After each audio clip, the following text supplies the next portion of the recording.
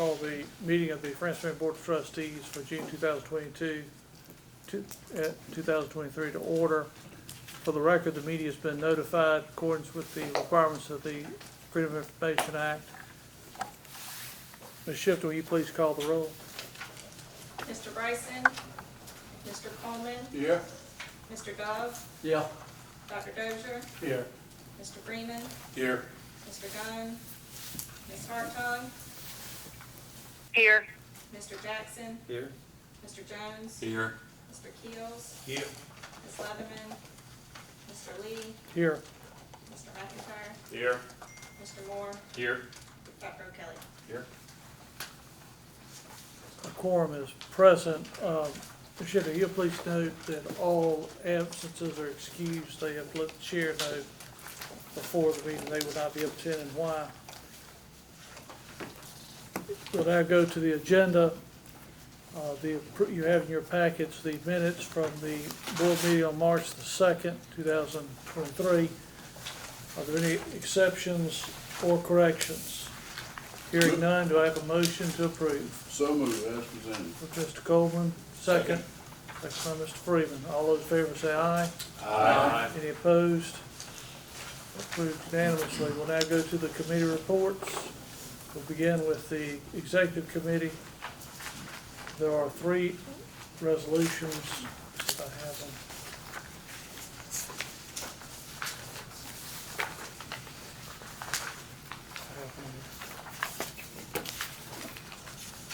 them. Resolution 5-23. It's a resolution for the naming the Duane P. Myers Seminar Room in the University Honors Center. You have the resolution. It comes unanimously from the executive committee. Do I have a second? Second. All those in favor say aye. Aye. Any opposed likewise. Resolution 0523 passes unanimously. We next go to resolution 6-23. This is a resolution for naming the John W. Tuttle Atrium in the University Honors Center. This comes unanimously from the executive committee. Do I have a second? Second. Second. All those in favor say aye. Aye. Any Aye. opposed? Likewise.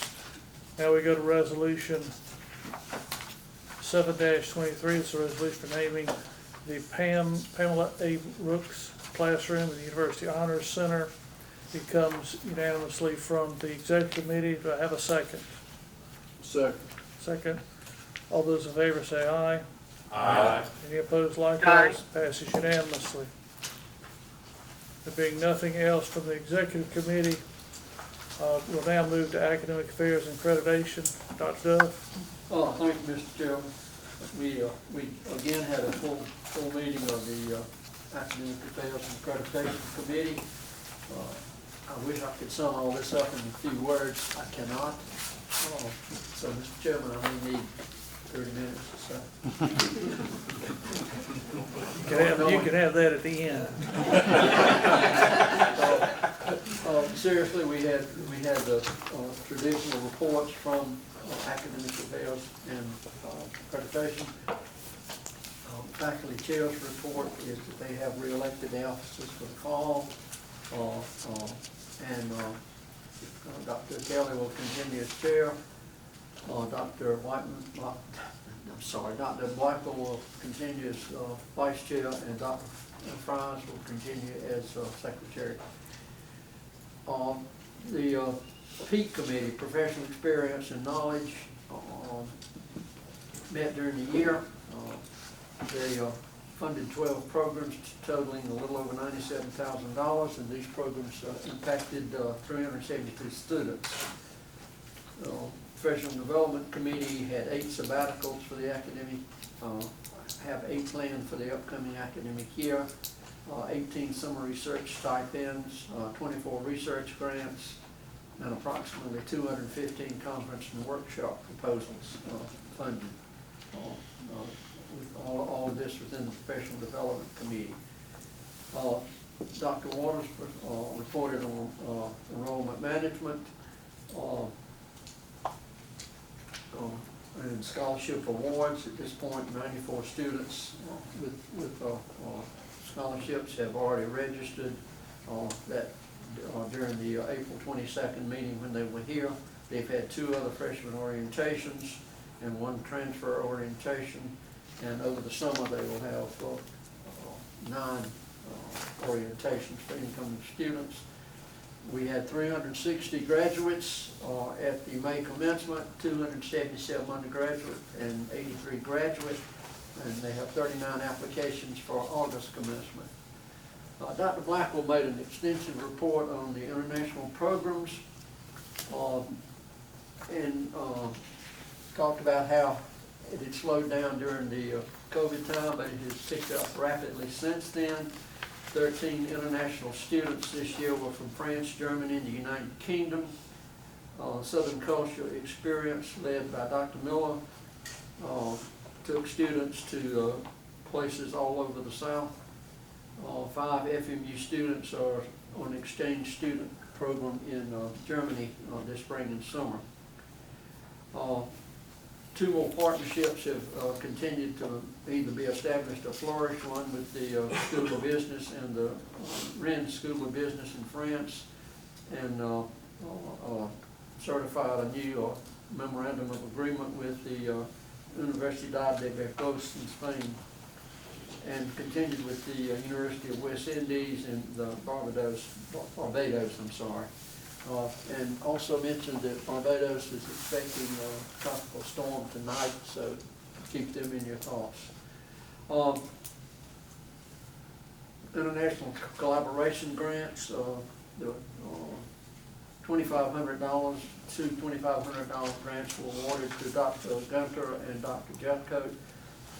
IP grants, $5,000 in peak grants for International Perspective Series, $5,000 for fall to continue the International Perspective Series. International Association of Organizations, different members of our faculty have been to Dublin, Ireland, to London, and to Thual in Saudi Arabia to continue our associations. We have 5 FMU students on exchange this year, and FMU has hosted 90 F1 and J1 visa students this year. McNair Institute increased activities. This is the group that, among other things, deals with the McNair scholarships. A great report from them on all their activities. College of Liberal Arts talked about the different activities within the Department of History that Dr. Kaufman has been working on. That John Tuttle received a Lifetime Service Award from the South Carolina Theater Association, and so we extend commendations to John Tuttle. Mathematics had a good report on what their activities. Political science and geography, another extensive report. Dr. Todd Couch was named Midwestern State University's 2023 Distinguished Alumni. An honor for that political science and geography faculty member. School of Business, long report on all the research that's occurring in the School of Business.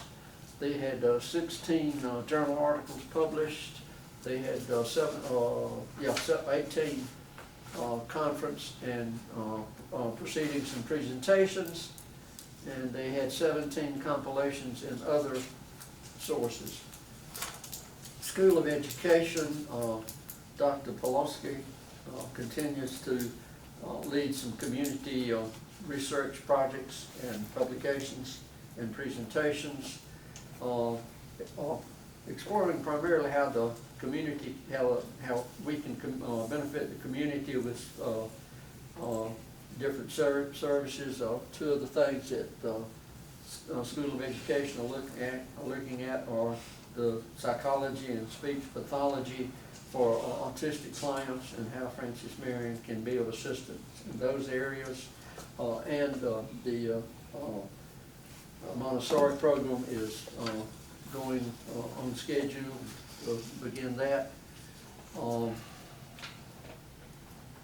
Other members of the School of Education have publications and workshops Dr. Collins talked about the two public schools that have asked Department of Education to come back with a professional development site, and how exciting that was. School of Health Sciences, occupational therapy is on track to begin. I'm not sure when that date was, but lining up faculty for that. And the speech language pathology has received a visit by the Council on Academic Accreditation in Audiology and Speech Language Pathology, and the site visit report is said to be within compliance with all standards, and accreditation is expected later this summer.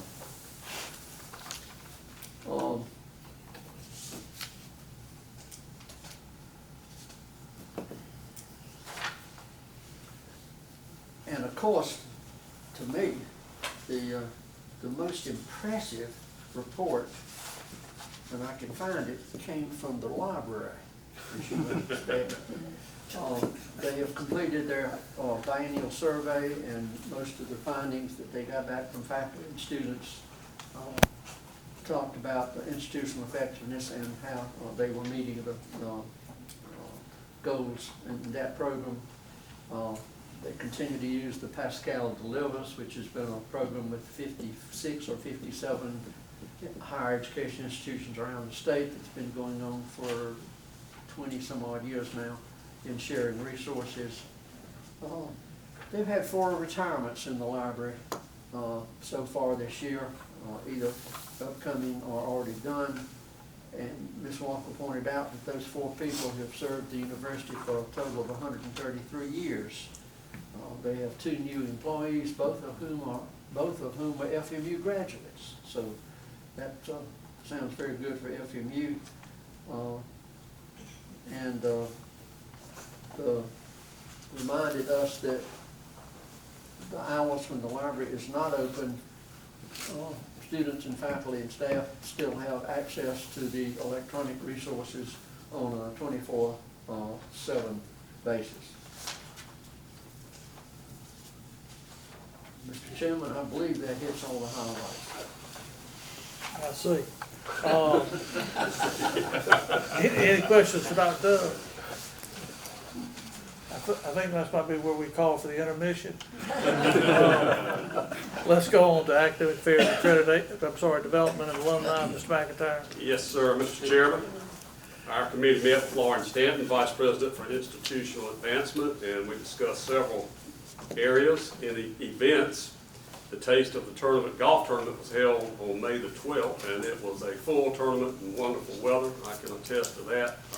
Our team played hard, but we didn't win anything. We had a good time. We had the Swamp Fox Athletic Auction conducted on May the 18th, and they set a new record for money raised at that event. A new event that's coming up on October the 13th is a Sporting Clays tournament event that will be held at the Maurice Sportsman's Preserve in Society Hill, and this will be a first year for that. In the Education Foundation, we've received gifts from the McLeod Regional Medical Center for nursing support, a $75,000 nursing scholarship. And from Honda Foundation Grant, we've received a $25,000 scholarship to support the School of Business, Computer Science, Cybersecurity coursework. In Regional and Community Affairs, we heard that the University Place Gallery will be partnering with the Florence Regional Arts Alliance for the Small Works Juried Exhibition to be June 27th through August the 10th. At the Performing Arts Center, Crystal Gale will be performing there on August the 24th. And the Center for the Child is maintaining its enrollment. And the Local Government Leadership Institute completed all of its sessions in April, and they will begin a new cohort in September. And the Fred Shaheen Nonprofit Leadership Institute completed all its sessions in April, and the alumni session in June, and they will also begin a new cohort in September. We heard from Lee Dougherty, the Director of Alumni Affairs and Annual Giving. He had an event called the Senior Toast, which brings alums and seniors together. There were 120 that participated in the last one at seminar, and they're planning for future events this fall as we get back to school. He had also a new board member orientation for the alumni board and have 5 new members that have joined his board. They elected officers, and E.G. Oakland Black has been elected the president, and Keisha Hayes has been elected the vice president. We also had a meeting of the past presidents of the organization, and Shirley Bowsmith, who was retired dean of our School of Education, was elected the president of that organization. And that concludes our report, Mr. Chairman. Thank you, Mr. McIntyre. Any questions for Mr. McIntyre? Hearing no questions, we'll go to Financial Affairs and Facilities. Mr. Jones. Thank you, Mr. Chairman. Good afternoon, everyone. The Finance and Facilities Committee met this afternoon. Much like the other committees, a large crowd gathered and lots of information to be discussed. We're going to kind of condense it down into 2 resolutions that we'll present to you this afternoon. You've had an opportunity to see both of these. The first of these is Resolution -08-23, which is in your packet. This is a resolution for university budget approval that was passed unanimously by the Finance and Facilities Committee. The recommended budget for 2023-24 contains no increase in required tuition or fees and reflects appropriations and actions contained in the budget ratified by the General Assembly. Our committee would present that to the board proper for their consideration. That comes from the Financial Affairs and Facilities Committee unanimously. Do I have a second? Second. All those in favor of the resolution, say aye. Aye. Opposed likewise. Thank you, Mr. Chairman. We also have for your consideration this afternoon Resolution 09-23, which authorizes renovations for campus facilities. We also bring that to the full board with unanimous support for their consideration. Resolution 0923 comes unanimously from the Financial Affairs and Facilities Committee. Do I have a second? Second. All those in favor say aye. Aye. Opposed likewise. Aye. Passes unanimously. We talked about a lot of other stuff. I think Dr. Carter will hit on some of those highlights in his presentation. So unless anyone has any questions, that concludes my report. Thank you. Any questions for Mr. Jones? Hearing no questions for Mr. Jones, we'll go back to Dr. Dove for Student Affairs and Athletics. Thank you, Mr. Chair. Again, we had a great meeting with some very impressive reports from Vice President Kennedy and Athletic Director Murray. Dr. Kennedy said they anticipate a strong year this fall for student life. The student body president is Mr. Duane Campbell. He is a history political science major from Greenville. He could not be with us because he's working. Among his goals are filling the empty seats in the faculty senate and to try to expand student involvement in student governance. His motto for the year is transform, thrive, triumph. SGA will be working with a Mental Health Awareness Week. They will be working with diversity and inclusion. They will be working with commuter student appreciation event, and they will continue to support and promote the food pantry and the Dress for Success clothing closet. And it was pointed out to us that this clothing closet is very vital to students as they go for interviews, because so many of our students maybe don't have appropriate clothes for interviews, and so it's nice that they have this service available on campus.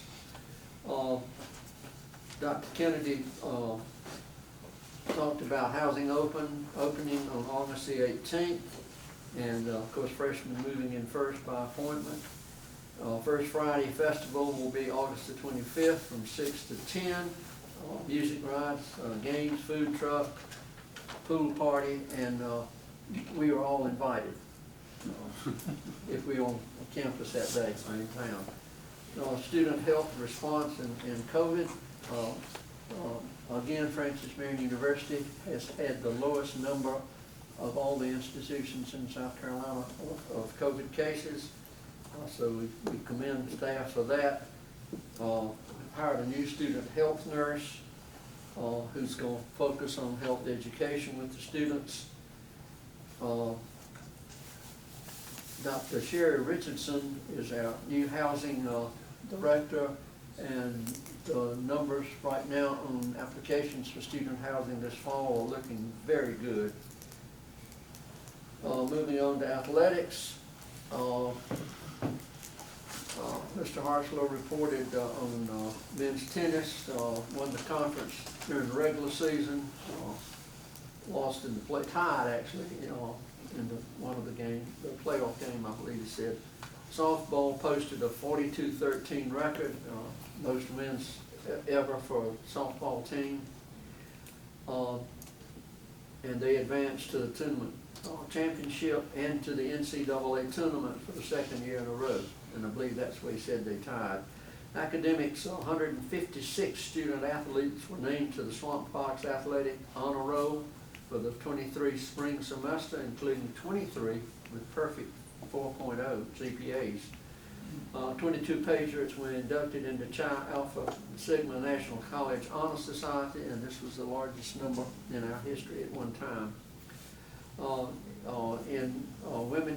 In men's tennis and women's tennis and women's basketball, players were named Scholar Athlete of the Year for the Conference Carolinas. And overall, the GPA for athletic teams for the spring semester was over 3.0 at 3.104, which is certainly a commendable number. As has already been mentioned, the athletic auction raised $41,988, which was about 30% over what it was several years ago. And I expressed to Mr. Harslow how disappointed I was that my bid on the Hickory Knob golf thing, somebody outbid me. They had a good time. Baseball has won 14 of the last 16 games, lost in the final game of the championship. Basketball was runners-up in the conference. Merrifield's good about where we are right now, and he said his goal was to simply win the first game of each sport in the season, and then take it from there. But it does have a couple of new coaches. And the final thing from athletics was that we have 31 young ladies on the soccer team this year, which is the most number of young ladies we've ever had on the soccer team. So all the reports from athletics were impressive. Thank you, Mr. Chair. Thank you, Dr. Doug. Any question, Dr. Doug? Hearing no question, Dr. Doug, let's move on to the next item, which is the President's report. Dr. Carter. Yes, sir, Mr. Chairman, just a couple of issues before I get into the report itself. We will ask Lauren to set up a GoFundMe page to try to raise some money to get Dr. Doug down to Hickory Knob.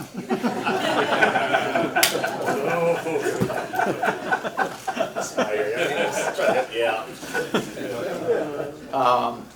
I also, on a serious note for a second, our friend Chris Day is here today, and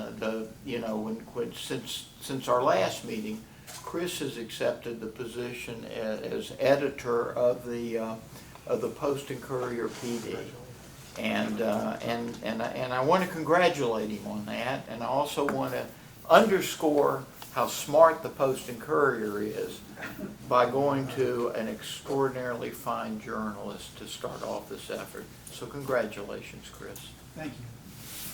Mr. Chairman, so we are bringing forward today a pay plan that I will briefly explain, and then, Mr. Chairman, I'll ask the board to take action on that pay plan. So the state of South Carolina established a pay plan for all state employees that essentially would provide a $2,500 base recurring amount for everybody who made $50,000 or less, all state employees, and all state employees who made over $50,000 would receive a 5% increase. we're asking that this board supplement that pay increase for Francis Marion University faculty and staff by adding an additional 2% for all salaries over $50,000 and adding an additional $1,000 for all salaries that are $50,000 and less. What that means is that all FMU faculty and staff who earn at or below $50,000 will receive an additional $3,500 applied to their base pay, and those earning above $50,000 will receive an annual increase of 7%. Mr. Chairman, we're also asking that the board approve a 15% increase to the pay scales for adjunct faculty, overload for existing faculty, a 15% increase in the hourly wage paid to student workers, and for other hourly employees at the university. Could I have a motion that we approve the pay increases as outlined by Dr. Carter? So moved. So by Ms. Jones, second. Second. Mr. McIntyre. All those in favor say aye. Aye. Those opposed likewise. Passes unanimously. Mr. Chairman, on behalf of the faculty and staff, I would thank you all if necessary, but I think you already heard their thanks a little earlier today. Thank you for passing the resolution naming those spaces in our honor center. I think everyone around this table worked with and appreciated the contributions that have been made to this university over the years by Duane and Pam and John. And I would add Rich Chapman to that, who is also an honors director. But of course, a few years back, we named the Chapman Auditorium after Rich, so we did not include him in the naming of those processes today. There's a part of me that wants to smilingly say, the only person that will name 2 facilities for on this campus is Hugh Leatherman, okay? It's okay to laugh on it. So in any event, Mr. Chairman, thank you for recognizing the service of those 3 people by recognizing in perpetuity how much a part of creating that program they've been over the years. Mr. Chairman, a couple of months ago, the CHE approved our Psych D degree, and I just want to talk about how important that's going to be to the fact that Florence is going to be the site of our new first regional mental health facility that's being established by the South Carolina Department of Health and Human Services.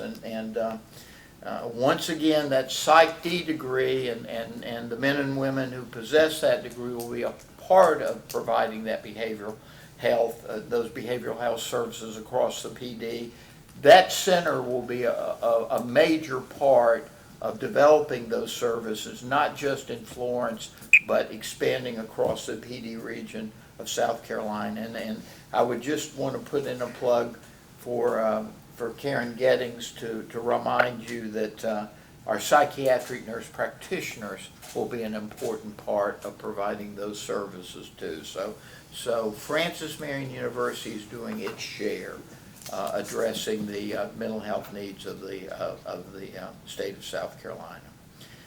So I want to recognize Dr. John Rowan, who's with us today. John has just joined us. There's John back in the back. So come Monday morning, John will formally take over as the Vice President for Enrollment Management. Come Monday morning, Alyssa Waters will formally take over as the Provost. Peter will hang around and advise all of us next week before taking an extended vacation at the end of that He looks year. pretty loose. He's getting even looser.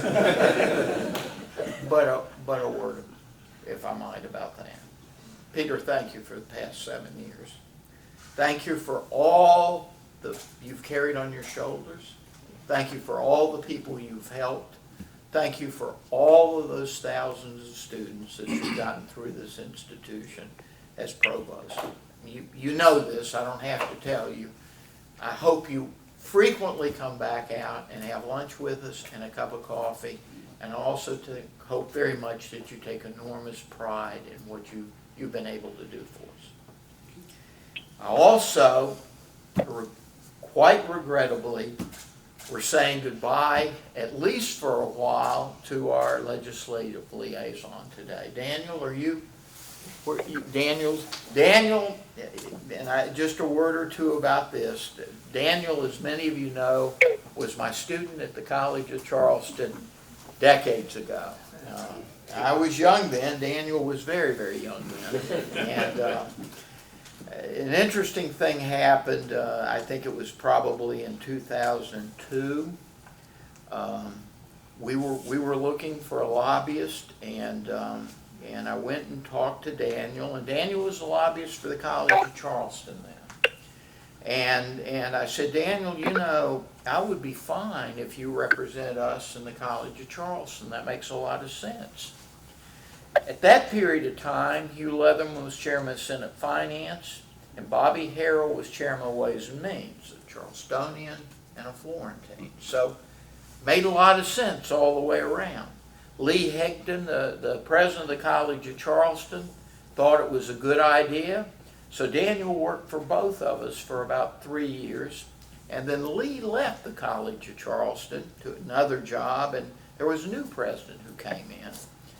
And the new president of the College of Charleston went to Daniel and said, I don't want this arrangement. I don't want you representing both us and Francis Marion. And Daniel said, that's fine, sir. I'll work for Francis Marion. And Daniel came over, and he's worked for us for actually the last, 18 years? 20 years. So the chairman and I have talked about this, and in addition to thanking Daniel for all of his work today, we want to formally recognize Daniel's contribution to the university by asking him to receive an honorary degree at commencement in December. So Daniel, thank you for today, but we'll have a little more to say when December rolls around.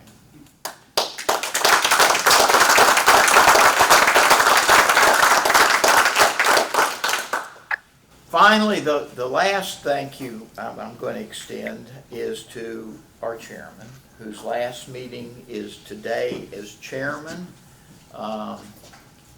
Everybody.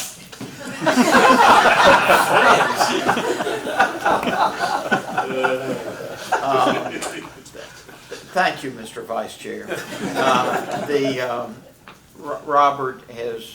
Robert's done a masterful job the past 5 years. He's brought the university along extraordinarily well. He's been a wonderful confidant for me. He's, as we've talked late into the night, particularly about during the COVID period, he provided so much good advice, leadership, and assistance. But I think everybody knows this. I don't have to say it. Working with Robert's never been working with the chairman. It's kind of been working with my brother, and I've been deeply appreciative of everything that he's contributed to that relationship over the years. Glad I got to hear it, Gene. Well, you're right. He got the hair in the family. Mr. Chairman, that concludes my report. Any questions for Dr. Carter? Hearing no questions, Dr. Carter will go to the next item, which is old business, which is the election of new officers for the board. The nominating committee has reported out and recommended Randy Dozier as chair, Eddie Gunn as vice chair, and Floyd Keels as secretary. I'm going to ask for a motion that we accept their nominations and that we elect them unanimously by acclamation. So moved. Second. All those in favor say aye. Aye. Any opposed, no. The ayes have it. Going to new business, we're going to need to go to an executive session to discuss a personnel matter. If I can have a motion to go to executive session, please. So moved. Second. Second by Ms. Dozier. We're now in executive session. no action was taken in executive session. Just one point of privilege before we adjourn this meeting. As Fred said, it's my last meeting now. It seems we have five years as chair. I appreciate y'all allowing me to do this and to lead. It's easy to lead when you have an incredible group of people you work with as trustees, when you have incredible leadership of the senior staff, right down to the faculty and all those folks. And so, it's easy to do that when everybody wants to move in one direction together. And that's one of the things I think that defines us as a board, as an institution. We have a goal, and we're all moving in that same goal to move that same direction together. So with that, I'm going to pass the gavel to Mr. Chairman and let him adjourn the meeting. Thank you. I made a motion to adjourn the meeting. Meeting is adjourned.